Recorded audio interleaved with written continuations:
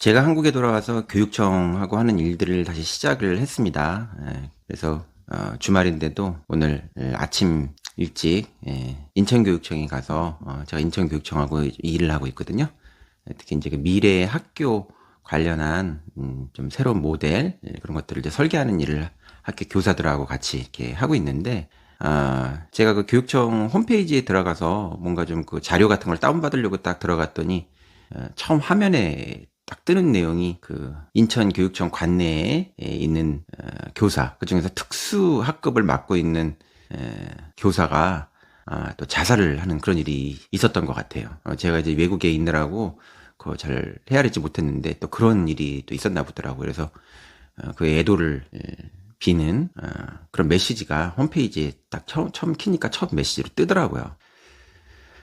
그것도 그래서 오늘 그 제가 그 워크숍을 하면서 그 교사분들에게 물어봤어요. 이 일이 어떻게 된 거냐 그랬더니 뭐 몇 가지 일들이 여기 얽혀 있긴 했지만 그 일 중에 이런 일이 발생한 거에 가장 이제 핵심적인 것 중에 하나는 그 학부모의 악성 민원, 이게 또 하나의 문제가 굉장히 핵심적인 게 됐더라고요. 그 요즘 제가 이제 그 전 세계적으로 일어나는 어떤 그런 현상을 지켜보기도 하고 또 한국 사회에서 일어나고 있는 여러 가지 이제 문제들을 이렇게 관찰해 보기도 하는데, 그 중에서 제일 끔찍한 일들, 한국 사회에서 일어나고 있는 가장 끔찍한 일 중에 하나라고 보는 게 이 교사들의 자살, 특히 학부모에 의해 이루어지는 악성 민원들에 의해서 교사가 시달리다가 그것을 결국은 견디지 못하고 좋지 않은 이런 어떤 선택을 하게 되는 이런 일이 아주 끔찍한 일 중에 하나라는 생각이 들어요. 예전에는 그 학교 폭력이라고 그러면 학폭이라고 줄여서 얘기하죠. 학폭이라고 그러면은 학생이 학생에게 위해를 가한다든가, 또 뭐 제가 어릴 때 이렇게 자라는 과정에서 보면은 교사가 학생에게, 사회가 워낙 민주화되지 못하니까 비민주적인 어떤 사회 분위기의 하나의 이제 한 현상 중에 하나가 교사가 학생을 그 체벌이란 이름으로 교육적인 의미도 별로 갖지 못하는데, 폭력이죠. 제가 경험했던 거로는 그 뭐 폭력이에요.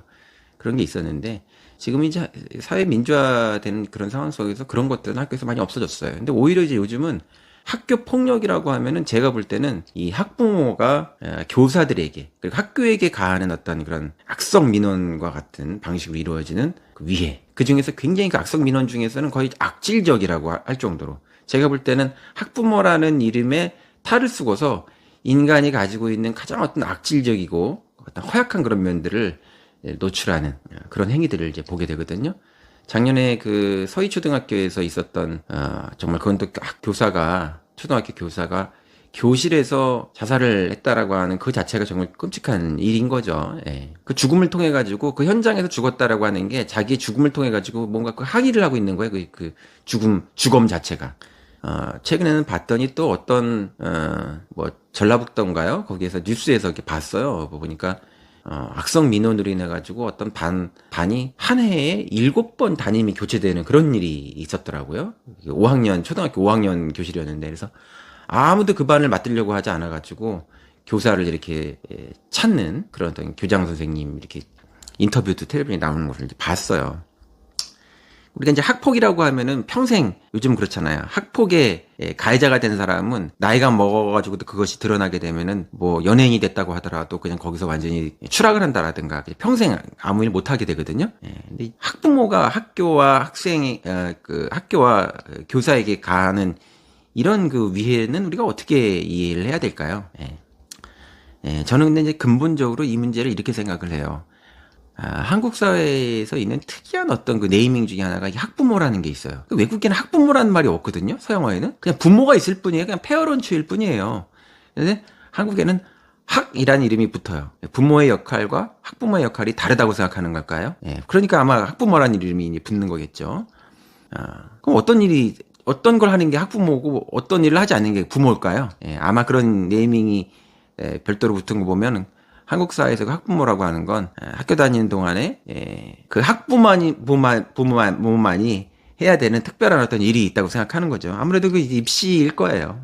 입시에 뭔가를 하기 위해서 이제 몰빵하고 그걸 위해서 굉장히 과잉된 행동을 그 시기에 하는 이제 그런 게 학부모일 텐데, 이 학부모라는 이 개념 자체가 저는 없어져야 된다고 봐요. 이 학부모라는 개념이 여러모로 굉장히 좋지 않은 저는 단어라고 보는데, 부모와 이 학부모라는 말을 쓰게 되면 부모와 학생 사이에서, 부모와 자녀 사이에서 가져야 되는 그 진정한 의미의 어떤 커뮤니케이션이라든가 유대, 이런 것들을 학부모라는 거는 좀 다른 방식으로 그거를 곡해하는 것 같아요. 부모가 정상적으로 자녀의 성장을 위해서 해야 될 어떤 그런 역할, 또 자녀가 그 부모와 만나는 어떤 관계 속에서 이루어져야 되는 그런 상황들이 있는데, 그런 깊고 친밀하고 의미 있는 관계를 이 학부모라고 하는 이 단어 자체가 그 캐릭터를 쓰는 순간, 그 아이덴티티를 쓰는 순간 정상적인 그런 관계를 맺지 못하게 하고 왜곡시키는 게 있다, 이런 생각이 들어요.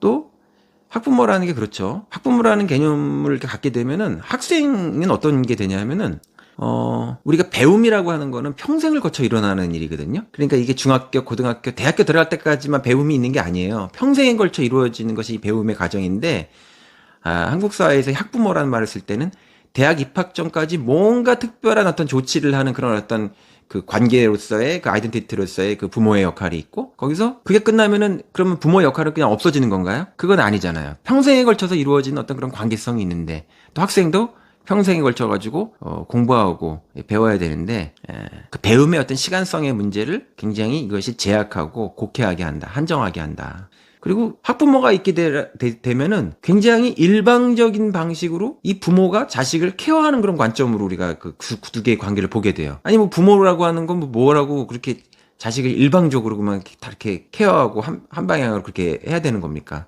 인간 대 인간인데, 그렇잖아요. 그러니까 부모가 해야 될 어떤 그런 게 있고, 자녀가 또 부모와 해야 될 그런 어떤 관계의 어떤 서로 역할들이 있는데, 학부모라는 개념을 쓰게 되면은 굉장히 그 일방적인 방식으로 뭔가 부모가 해야 되는 이제 그런 관계성 같은 거기에서 또 일방성이 맺어지는 것 같아요. 또 요즘은 미래교육과 관련해가지고 어디에서나 얘기되는 것이 그 학습자의 자기 주도성을 얘기하거든요. 근데 학부모라는 개념이 떡 있으면은 학습자가 자기 주도성을 발휘하지 못해. 뭔가 부모가 뭐 이것도 해줘야 되고 저것도 해줘야 되고 다 해야 될 것 같고, 학생이 원하든 원하지 않던 간에, 자녀가 원하든 원하지 않던 간에 학부모라고 하는 개념이 존재하면은 자녀가 스스로의 힘으로 공부를 하고 어떤 과정을 만들어가고 무엇을 뭐 서치해서 뭘 하고 이런 걸 하기가 되게 어려운 거죠. 자기주도적인 어떤 학습의 개념을 이 학부모라는 단어 자체가 또 왜곡시킨다. 근데 이런 학부모가 제가 쓴 그 요번에 이제 초연결 학교라고 하는 책이 이제 곧 출판이 되는데, 거기에도 제가 이 학부모하고 교사의 역할에 대한 얘기를 많이 해요. 미래 학교에서, 미래 교육에서 학부모와 교사의 역할은 어떻게 되느냐. 근데 그 챕터의 제목이 뭐냐 하면은, 교사는 죽이고 학부모는 빠지고. 이런 이제 소챕터 제목이 있어요. 그래서 교사가 죽인다라고 하는 건 교사의 에고를 죽여야 된다는 거예요. 그러니까 교사가 학습자에게 있어서, 학생에게 있어서 자기가 주도성을 발휘해가지고 뭔가 다 가르치려고 하고 자기가 더 높은 어떤 그 지적 위계를 가지고 있는 것처럼 이렇게 그 상황을, 교실의 분위기를 장악하려고 하면 안 된다. 그래서 가이드하고 코칭하는 그런 역할을 해야 되는 게 미래 교육의 교사의 역할의 어떤 전환이다. 이런 차원에서 교사는 죽이고 이렇게 쓴 거예요. 근데 거기서 학부모는 빠지고는 뭐냐? 학부모가 학교에서 좀 빠져달라는 거예요. 이게 뭐냐 하면은 이제 한국 교육에서 이 학부모가 이렇게 전면적으로 어떻게 보면 학교에서 좀 설쳐되는 이런 현상. 저는 솔직히 이렇게 얘기해요. 설치고 있다. 학부모들이. 이 설쳐되는 현상 자체가 어디에서 이게 비롯되냐고 생각하냐면은 굉장히 역설적인 건데, 제가 학교 다닐 때 이 학부모들이, 이 부모가 학교에 와가지고 이렇게 설치는 이런 게 없었는데, 워낙 한국 사회가 이 그 사회가 민주화되지 못하다 보니까 이 교육의 민주화가 되지 못하고, 그 교육 민주화 같은 것들을 빨리 성취하기 위해서 이제 89년도에 조직된 게 전국 교직원 노동조합, 전교조죠. 이제 꽤 세월이 흘렀는데, 그 전교조가 한국 사회의 한 역할, 사회민주화 전체에서 한 역할, 또 교육에 있어서 한 역할이 굉장히 의미가 대단하다라고 저는 기본적으로 인정을 해요. 근데 이게 좀 아쉬운 점도 분명히 있었어요. 그러니까 어떤 게 있냐면은, 그때 전교조가 결성이 되면서 그 학교의 민주화를 선언하면서 교육의 주체 선언을 합니다. 그러면서 교육의 주체 선언을 뭐라고 하냐면, 학교의 주체는 학생과 교사와 학부모다라고 하면서 3주체 선언을 해요. 여기서 이제 학생이 주체가 된다라고 하는 건 그 이전의 시대에 학습자가 주체가 되지 못하니까 학생의 어떤 인권, 그리고 또 학습권, 이런 것들에 대한 이제 권리 보장에 대한 의미 있는 선언이었다고 생각이 되고, 그거로 인해 가지고 요즘은 뭐 학생이 많이 주인이 되는 시대가 이제 많이 온 것 같아요. 그리고 교사가 학생에게 이렇게 군림하는 그런 시대는 이제는 이제 끝났다고 봐요. 근데 문제는 뭐냐면 그때 이 의욕이 굉장히 그 과잉된 나머지 또 이 민주화라고 하는 거는 여러 사람들이 함께 뭔가 협력해서 해야 된다라고 하는 이런 생각을 하다 보니까 그 선생님들이 그런 생각을 했던 것 같아요.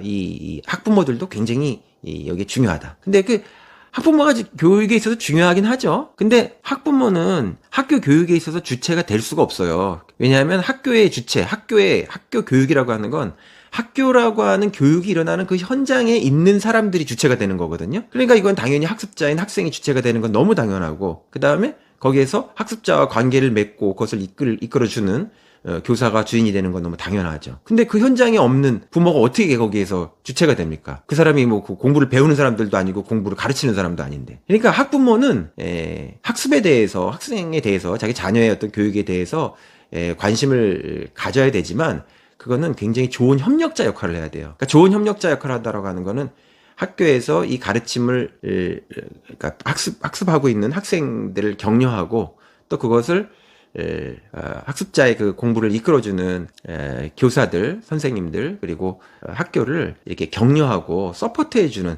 그런 좋은 적극적인 협력자 역할을 해야지 그 학부모가 거기 나서가지고 그거 하면 안 되거든요. 그거는. 되게 이상한 게 한국 학부모들이 지금 보면은 서양에 보면 있잖아요. 그 유럽이라든가 미국인데 이런 데 가면은 학부모가 학교에 오면요. 굉장히 그 존재감이 없어요. 존재가 되게 낮아져요. 그래서 만약에 좋은 학교일수록 학교에서 학부모를 이렇게 호출하는 그런 일이 있다고 하면은 오히려 학부모가 쫄아요. 자기가 무슨 뭐 사회적으로 무슨 지위를 가지고 간에 자녀를 가지고 있는 부모가 학교에 호출을 당하면 뭔가 좀 문제가 있구나. 뭐 여하튼 간에 굉장히 그 자기 자신을 낮추면서 이렇게 긴장을 하고 학교를 가는데 한국 학부모들은 이게 지금 완전히 무슨 우리가 배려가 이렇게 그 일상화되면은 자기의 그 권리라고 생각한다는 그런 얘기가 있는데 이번에 그 돌아가신 그 특수학교 그 선생님, 되게 젊은 선생님이더라고요. 작년에 서희초등학교 그런 분들 마찬가지 다 젊은 선생님들이거든요. 그래서 특히 이 특수학교라든가 초등학교 선생님들은 거의 그 아이들이 아직 성장을 굉장히 아직 제대로 하지 못하거나 뭔가 좀 이렇게 신체적인 장애가 있어가지고 굉장히 특별하면서 굉장히 뭐라고 할까요? 헌신적인 뭔가 그 관심과 케어를 통해 가지고 자기 자녀를 지금 도와주고 있는 분들이거든요. 그러니까 이게 지금 엄청나게 사실은 이게 고마운 일이에요. 사실은 이게 어떤 사회적 제도를 통해 가지고 만들어진 어떤 그 하나 역할이긴 하지만 그냥 우선은 엄청나게 고마운 일이거든요. 근데 이 고마운 일을 고맙다고 생각을 안 하고, 뭐 어떤 일방적인 자기의 권리인 것처럼, 대학교 보세요. 뭐 대학의 교수들이 자녀들한테 해주는 게 뭐가 있습니까? 그냥 강의실에 와가지고 자기 강의만 하고. 그런데도 그 몇천만 원씩 미국 대학은 이번에 갔더니 뭐 하버드 MIT 봤더니 연간 per year 9만 달러라고 뭐 1억 5천만 원씩 학비만 내고서 그렇게 다녀도 무슨 뭐 교수가 뭐 해주는 거 있습니까? 없다고요. 근데 이게 초등학생 그리고 특수학교 거의 엄청난 그 헌신과 희생을 가지고 자녀를 케어해주는 정말 고마운 일인데 이렇게 사회적 신뢰가 없는 사회에서는 그 고마움인지도 모르고 이렇게 굴러가는 일들이 많죠. 우리 사회의 컬처가 완전히 망가지는 끔찍한 어떤 상황 중에 하나가 전 이런 거라고 보고 이런 상황을 좀 우리가 전환시키려고 하면은 이걸 교권 침해라는 이런 관점에서 보는데 저는 그 교권 침해라고 하는 그런 것들도 되게 보호적인 거라고 보는데 두 가지가 필요하다고 봐요. 하나는 학부모라고 하는 좁은 관점에서 보면 학부모라고 하는 그 개념 그 단어를 좀 없애야 된다는 생각이 들고 부모가 있는 거예요. 학부모라고 하는 무슨 특별한 어떤 그런 게 있는 게 아니고 부모가 있어서 부모의 역할 또 부모와 자녀와의 어떤 그런 관계 또 자식을 둔 이제 부모가 학교와 맺는 그런 관계를 정상적인 어떤 관계로 회복하는 이런 게 이제 필요하다고 생각하고 또 하나는 그걸 교권 침해라고 생각하고 이런 식의 관점으로 보게 되면은 저는 그것도 협소한 거라고 생각해요. 학교가 이 부모들이 그렇게 교사에게 일방적으로 할 수 있는 건 학교를 정말 만만하게 보는 거거든요. 학교를 이렇게 만만하게 보겠어요. 학교가 만만하게 보이게 되는 그런 어떤 일들을 계속 그동안 해왔기 때문에 그런 거거든요. 그러니까 이게 다 입시 중심 교육으로 뭔가를 하다가 보니까 자녀의 진정한 어떤 성장 같은 것들을 위해서 학교가 이렇게 하는 역할이 없다고 보고 학교를 되게 우습게 여기는 거예요. 그리고 오히려 학원에 있는 선생님들한테는 막 스승의 날을 오히려 더 막 한다고 하잖아요. 그러니까 학교가 진짜 인간의 어떤 성장을 위해서 무엇을 할 것인가에 대한 그런 질문을 이렇게 진지하게 하고 제 역할을 회복하는 거. 그래서 사회적 위상 같은 것들을 회복하는 게 이게 교사를 보호하는, 교권을 보호하는 근본적인 일이에요. 그러니까 학교의 그런 위상과 신뢰가 회복되지 않는 상태 속에서는 그 안에 있는 구성원 중에 한 사람이 그 제일 중요한 구성원이 교사인데 위상이 회복되겠습니까?